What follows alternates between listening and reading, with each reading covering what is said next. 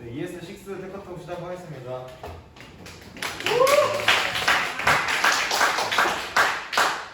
ES6에서 추가된 키워드들이 10개 이상이 되는데 이 중에 테크톡 주제로 따로 빠져있는 것들이 있어요. 그래서 회색으로 처리한 회색 처리 말고 노란색들 중 ES6 발표를 이어서 하겠습니다. 먼저 템플릿 리터럴입니다. 이거는 문자를 전환하는데요.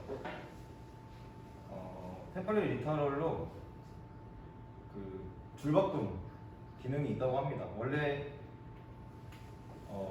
6의 템플릿 리터럴이 나오기 전에는 지금 텍스트 3처럼 문자열을 표현을 할 때 줄바꿈을 하면 에러가 났었어요. 근데 템플릿 리터럴로 표현을 하면 줄바꿈을 그대로 인식을 해서 백틱 1처럼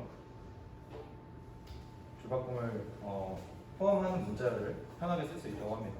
레이저 써주세요. 네.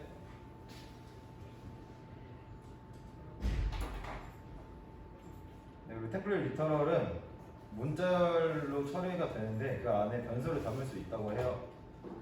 지금 출력을 한 값을 보면 모던 에젤 3기로 일치를 하는데 먼저 리절트는 템플릿 리터럴을 사용하지 않았을 때입니다. 변수와 그리고 공배 그리고 숫자 텍스트 이 모든 것을 더해서 사용을 했었는데 템플릿 리터럴은 그 안에 변수를 담을 수 있어서 보기와 같이 같은 문자를 처리를 할 수 있습니다. 그래서 좀 더 편하게 사용을 하고 싶어서 템플릿 리터럴 안에 변수를 담을 때 콤마로 담아봤는데 마지막 값만 담아진다고 합니다. 지금 넘버와 텍스트를 동시에 담았는데 넘버가 담기지 않았습니다. 텍스트가 마지막에 담겨서 기라는 텍스트 변수만 담기게 되었어요. 템플릿 리터럴을 사용을 하면은 그 안에 연산도 가능하다고 합니다. 넘버 1과 넘버 3이 각각 1, 3이라는 숫자가 대비되어 있는데 템플릿 리터럴을 사용해서 그 값이 더해진 4를 출력이 되는 걸 볼 수 있고요. 다음 화살표 함수입니다. 화살표 함수는 펑션 키워드로 함수를 선언할 때 좀 펑션 키워드 대신에 좀 화살표를 사용해서 좀 더 편하게 사용을 하는 건데요. 먼저 오브젝트 1 안에 f1이라는 메서드를 만들었는데 그 메서드는 dis.name을 반환을 합니다. 화살표 함수를 사용하지 않고 펑션 키워드를 사용을 해서 반환을 할 때는 dis라는 객체에 접근이 가능을 해서 name이라는 키에 접근을 해서 이의 밸류를 잘 가지고 오는 걸 볼 수 있고 fn2는 추격형입니다. 새로 나온 객체에서 함수를 메서드를 만들 때 키와 밸류를 구분하지 않고 그대로 사용하는 경우입니다. 지금도 dis를 가지고 올 수 있게 됐고 화살표 함수를 사용을 하면은 dis가 이제 전역 객체에 바인딩 돼서 지금 name이라는 키를 가져올 수 없게 됐습니다. 그래서 전역 객체에는 히스토리가 있는데 dis가 정말 전역 객체로 바인딩이 되는지 확인을 해보기 위해서 히스토리를 대신 가져와 봤습니다.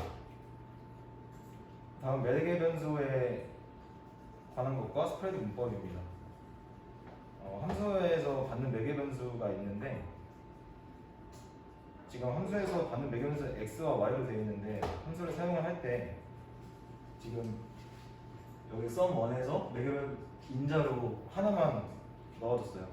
그런 경우에 x에 1이 담기겠지만 y에 아무것도 담기지 않아서 숫자와 undefined가 더해진 값 그래서 난이 출력이 되게 됐습니다. 그래서 이런 걸 방지하기 위해서 담기지 않았을 경우에 대체할 값을 모아 연산자로 인해서 대신에 해줬을 때 이렇게 x에 1이 담기고 y에 아무것도 안 담기니까 10이 담기게 돼서 더해진 값 11이 출력이 되는 걸 볼 수 있습니다. 근데 이 기본값을 설정을 해주는 게 함수를 선언할 때 그 매개 변수에서 바로 처리를 할 수 있다고 합니다. 지금도 x에 1이 담긴 모습이고 y에 매개 변수가 없기 때문에 미리 선언을 해준 10이 담겨서 1 더하기 10이 출력이 됐습니다. 네, 그리고 매개 변수의 개수를 받을 수 있는데요.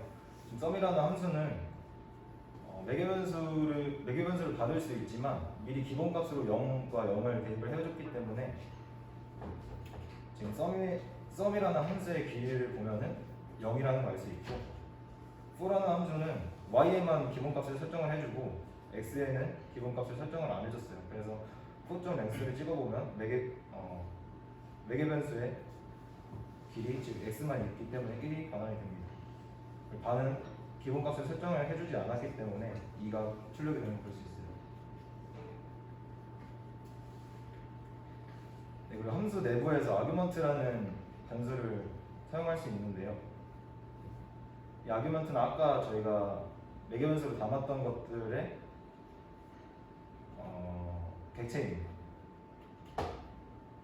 그래서 f에 지금 10과 100이라는 인자를 넘겨줬는데 아규먼트의 첫 번째, 그러니까 0번째 다음 두 번째죠.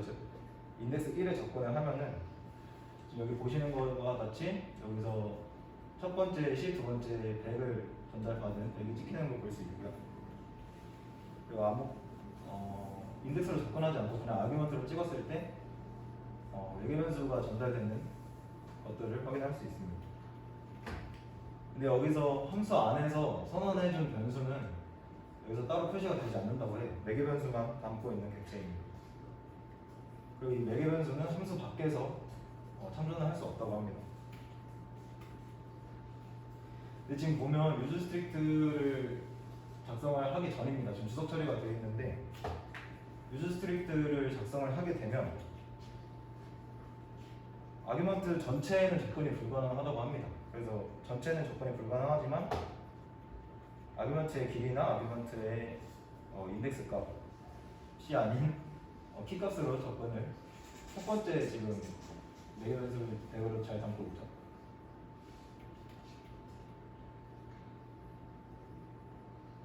네, 그리고 매개 변수를 몇 개가 전달받을지 모르는 상황에 이렇게 레스트 문법을 사용할 수 있다고 합니다.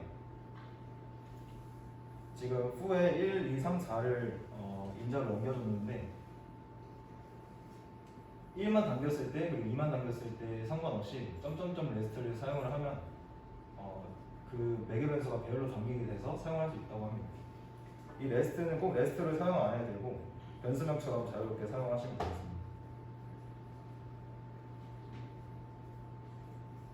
그리고 지금 파람 1과 파람 2가 f에서 인자로 넘겨준 1과 2가 담긴 걸 볼 수 있는데요. 그 외의 것들을 한 번에 배열로 담고 싶을 때는 그 뒤에 점점점 레스트를 사용을 해서 여기 있는 3, 4를 담을 수 있다고 합니다. 근데 이렇게 1에 파람 1을 담고 파람 2에 4를 담고 싶어서 그 안에 2, 3을 레스트로 담으려는 시도를 해봤는데요. 그렇게 되면 에러가 뜬다고 합니다. 레스트는 항상 마지막에 매개 변수의 마지막에 사용을 할 수 있다고 합니다.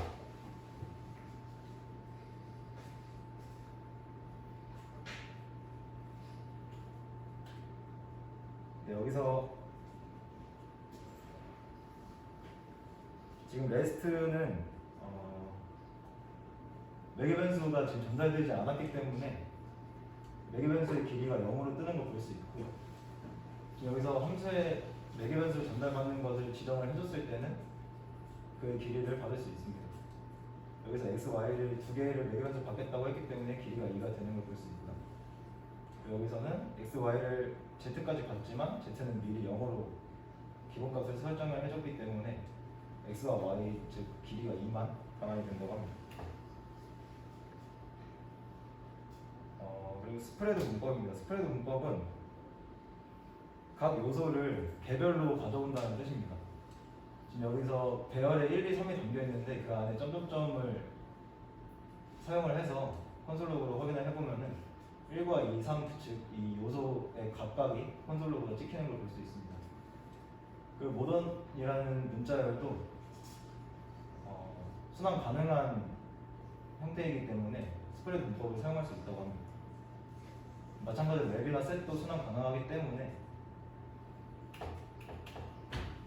네, 이렇게 맵과 셋에도 스프레드 문법을 사용해서 각 요소들을 가지고 올 수 있다고 합니다. 스프레드 문법을 사용하기 전에는 원래 배열에 특정 다른 배열을 추가를 하고 새로 반환을 할 때는 컨캣이라는 메서드를 사용을 했어야 했는데 스프레드 문법을 사용할 수 있게 된 후에 쉽게 원래 원시 배열은 건드리지 않고 새로운 배열을 반환할 수 있게 되었습니다. 푸시할 때도 마찬가지입니다. 푸시할 때도 어레이 1에 어레이 2를 각 요소들을 추가를 해줄 때 스프레드 문법을 사용해서 어레이 1에 1과 2 그리고 각 요소 3, 4를 추가를 해서 반환을 할 수 있게 됐다고 합니다.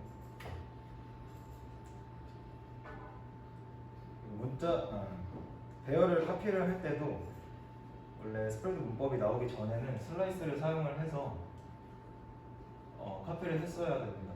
지금 카피라는 변수에는 1, 2, 3이라는 배열을 카피가 된 상태인데 카피에 푸시를 해서 푸시 4를 했을 때 카피는 1, 2, 3, 4까지 추가가 된 모습인데 기존 원시 배열에는 1, 2, 3만 그대로 있는 걸 보면 얕은 복사가 되는 걸 볼 수 있습니다. 근데 이제 스프레드 문법을 사용을 해서 각 요소들을 값만 요소만 가져오기 때문에 기존 슬라이스를 사용하지 않고 편하게 얕은 복사를 할 수 있게 됐습니다.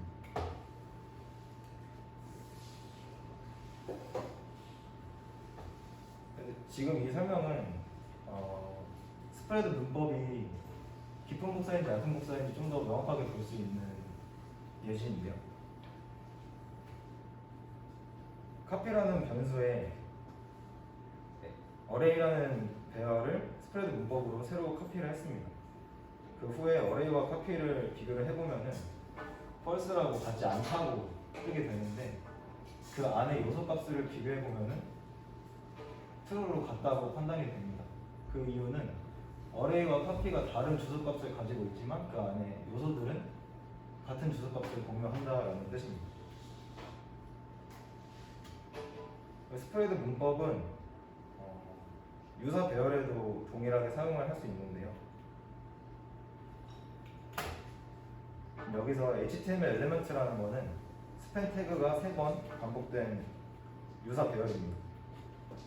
그래서 1과 2와 3이 출력이 되는 걸 볼 수 있는데 오른쪽 밑에 지금 개발자 도구에서도 스팬이라는 태그가 3개가 주어진 HTML 엘리먼트를 확인할 수 있는데 그래서 카피라는 변수에 HTML 엘리먼트를 스프레드 연산자를 사용을 해서 복사를 하게 되면 오른쪽 아래와 같이 HTML 엘리먼트와 카피라는 변수가 동일한 값을 띄는 것을 확인할 수 있습니다.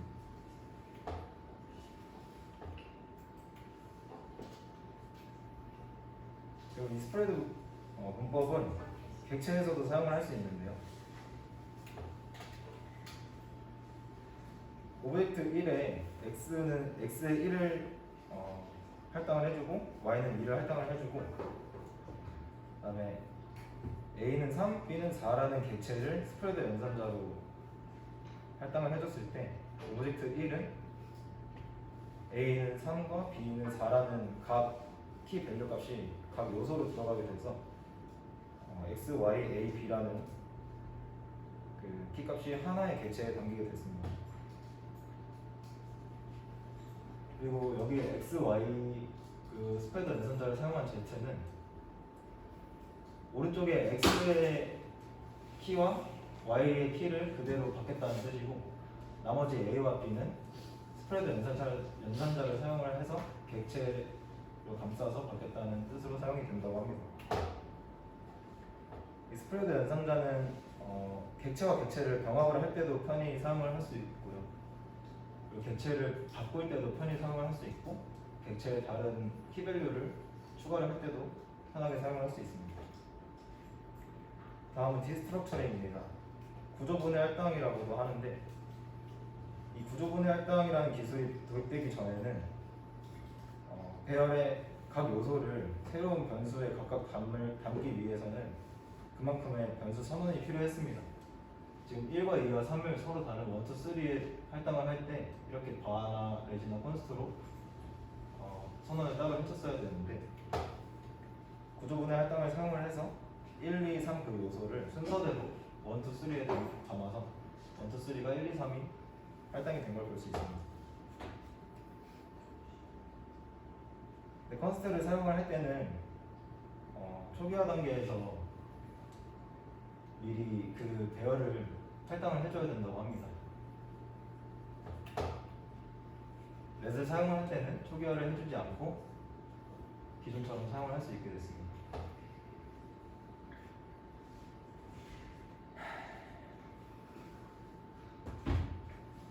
이 구조분해 할당은 좌변과 우변의 각 인덱스 값을 기준으로 하는데요. 지금 여기서 보면 x는 인덱스 값이 0이고 오른쪽에 1은 인덱스 값이 0입니다. 그렇기 때문에 x는 1이 담기는데 y는 그 인덱스 값에 해당하는 값이 없기 때문에 undefined가 뜨게 됐습니다. 여기서 x, y는 각 1, 2에 담기게 되고 3이라는 건 인덱스가 2번인데 인덱스 2번에 할당할 변수가 없기 때문에 그대로 담기게 됐고 x 그리고 빈 자리 그리고 z를 할당을 할 때는 인덱스 값 기준으로 하기 때문에 0번째 인덱스, 1번째 인덱스에 아무것도 할당하지 않았고 z는 두 번째 인덱스 그래서 1과 3이 x와 z에 담긴다고 볼 수 있습니다. 인덱스 자리가 비어 있을 때는 미리 할당을 해줄 수 있다고 합니다.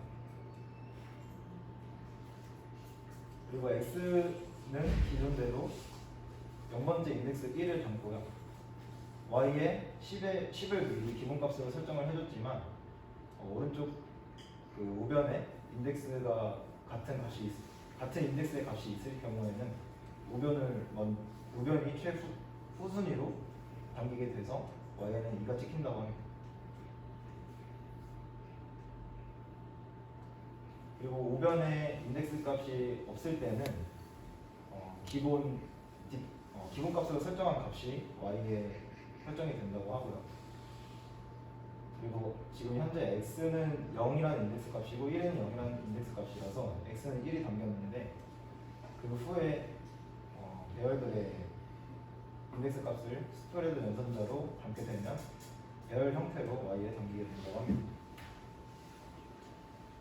스프레드 연산자는 날짜를 계산을 할 때 편리하게 사용할 수 있습니다.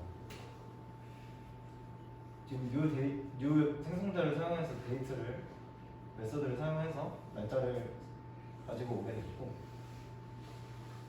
그 형태를 연도 그리고 월 날짜로 스플릿 형태로 바꾸게 되면은 문자열이 각 요소인 배열로 담기게 되는데 그 배열을 디스트럭처링해서 명과 월 그리고 날짜를 각각 담아줄 수 있게 됐습니다.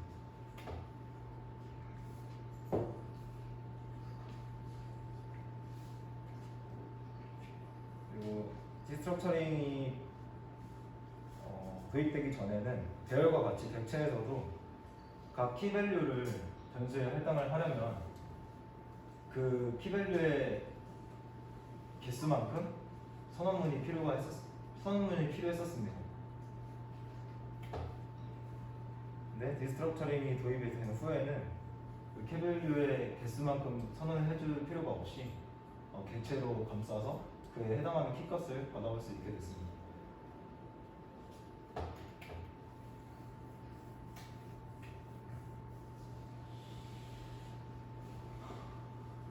지금 여기서 디스트럭처링으로 키1의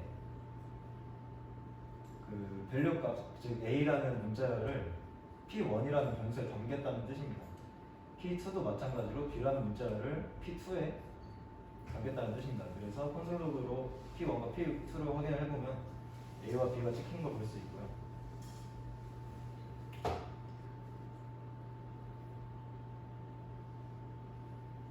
그 밸류 값을 따로 키1, 키2처럼 사용하지 않은 경우에는 그냥 키1의 그 문자열 a를 키1이라는 변수에 담기게 됩니다. 키2도 마찬가지로 b라는 문자열이 키2에 담기게 됩니다.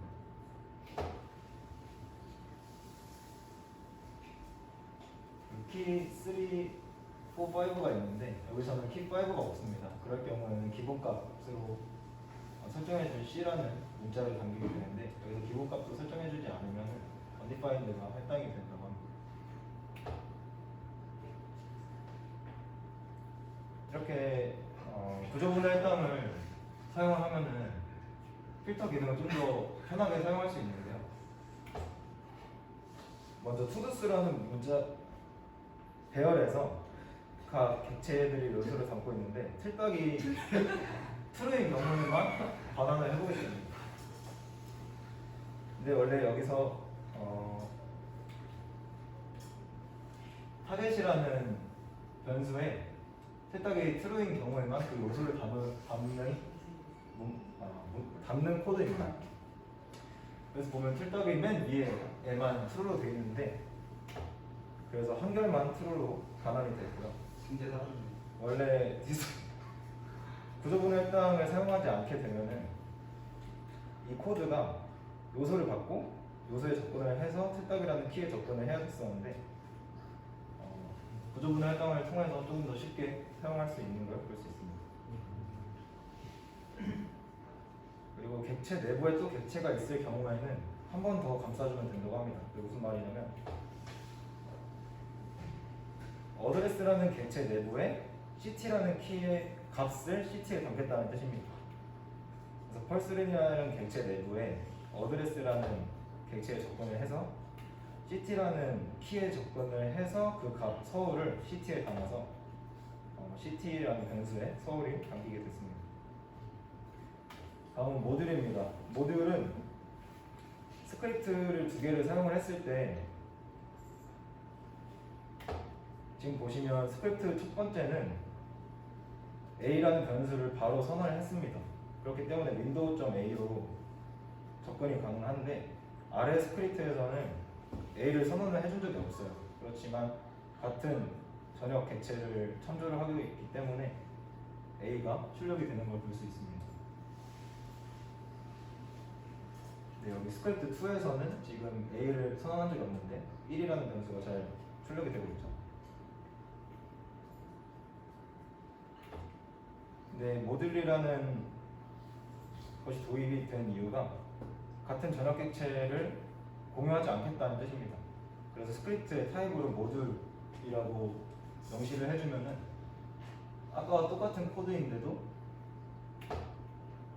모듈이라는 타입을 명시를 해줬기 때문에 같은 전역 객체를 사용하지 않아요. 그래서 바로 선언을 했을지라도 전역 객체인 윈도우에 담기지 않게 됐습니다. 모듈에 대해서 임포트와 익스포트가 있습니다. 임포트는 익스포트된 모듈을 다른 파일에서 사용을 할 때 사용을 하는데요. 지금 컬러라는 객체에 네임이라는 키가 있고 그에 해당하는 색상을 뜻하는 문자를 담겨져 있습니다. 근데 그 컬러라는 객체를 익스포트를 사용을 해서 내보낸다는 뜻이고요. 그 내보낸 컬러를 다른 파일에서 임포트를 해서 컬러.name, 컬러.info 서로 다른 색상을 사용하겠다는 뜻인데 이렇게 해서 스타일 1과 스타일 2는 서로 다른 색상을 사용을 해서 표현이 됐습니다. 마지막으로 타입 심볼입니다. 심볼 타입은요 정말 고유적인 값을 가지고 있는 것을 뜻하는데 심볼이라는 생성자를 사용을 해서 리라는 문자를 생성을 하는 것을 마이심볼의 변수에 담았습니다. 그럼 그 마이심볼이라는 변수는 심볼 그리고 문자의 리가 담기게 되는데 그것의 타입을 체크를 해보면 심볼 타입이라고 합니다. 근데 심볼은 다른 스트링 같은 생성자와 달리 유생성자를 사용할 수 없다고 합니다. 여기서 오브젝트라는 객체 안에 심볼 네임이라는 키가 있습니다. 그 키에는 리라는 밸류 값이 담겨져 있고, 그래서 그 오브젝트를 참조를 해보면은 심볼 리라는 키에 문자열 리라는 값이 할당이 되어 있습니다. 그리고 age라는 거에는 심볼 age라는 심볼 타입을 할당을 해줬고요. 그 age를 오브젝트의 키로 할당을 해주고 그 키에 20이라는 값을 대입을 해줬습니다. 근데 여기서 보면 오브젝트에 접근을 한 후에 심볼 네임, 여기서 같은 심볼 네임을 사용을 했는데 리라는 문자열이 뜨지 않고 undefined가 뜬다고 합니다. 그 이유는 여기에 적힌 심볼 네임과 이 심볼 네임은 보기만 갖고 정말 고유한 값을 갖고 있기 때문에 서로 다른 주소 값을 갖고 있다고 해요. 그래서 이 심볼 네임을 키로 갖고 있는 리를 참조를 하지 못하고 없는 키 값이라고 봅니다. 하지만 여기 age가 20이라고 뜨는 이유는 심볼 하나 자체를 age로 담고 그 age를 식별자로 사용을 했기 때문에 같은 심볼 age가 객체에서 사용이 된다고 합니다.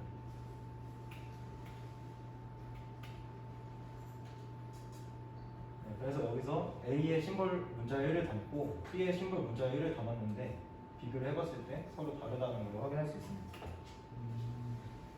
근데 서로 같은 값을 사용을 해야 하는 경우가 생긴다면 심볼의 for라는 메서드를 사용을 해서 1이 심볼 1이라는 데이터가 있을 경우에는 그 데이터의 주소값을 A에 담고 그 심볼 1이라는 데이터가 없을 경우에는 새로 A에 담는다는 뜻입니다. 근데 A에 먼저 심볼 문자열 1을 대입을 해줬기 때문에 심볼 1은 지금 생성이 된 상태고요. 밑에서도 마찬가지로 심볼 문자열 1을 전역에서 찾은 후에 심볼 1이라는 게 있으면 그 주소값을 B에 담는다고 합니다. 이렇게 for 메서드를 사용하면은 아까 보는 거와 다르게 A와 B가 같다는 결론이 나오게 됩니다. 심볼에는 이터레이터라는 메서드를 사용할 수 있는데요. 배열은 지금 순회 가능한 상태고 각 요소가 문자열 A와 B로 할당이 되어 있습니다. 그 이터레이터라는 변수에 이 문자열 A, B를 심볼적 이터레이터로 할당을 해줬고요. 그래서 iterator.next를 사용을 해보면 이 array 문자열에서 첫 번째 값 문자열 A를 반환을 해줍니다. 그 던이라는 거는 지금 다음 순회 가능한 요소가 있다 없다를 판별을 해주는 겁니다. 그리고 그 후에 iterator.next를 하면 A 다음에 B가 밸류로 들어오게 되고 아직 끝나지 않았다 라는 뜻을 담게 되고 그 이후에 또 next를 확인을 해보면 B 다음이 없기 때문에 undefined가 뜨게 되고 더는 true가 뜨게 됐습니다. 이 이터레이터는 순회 가능한 데이터 형식에서 모두 사용이 가능하기 때문에 맷 구조에서도 사용이 가능합니다. 네, 이렇게 ES6 발표 마치겠습니다.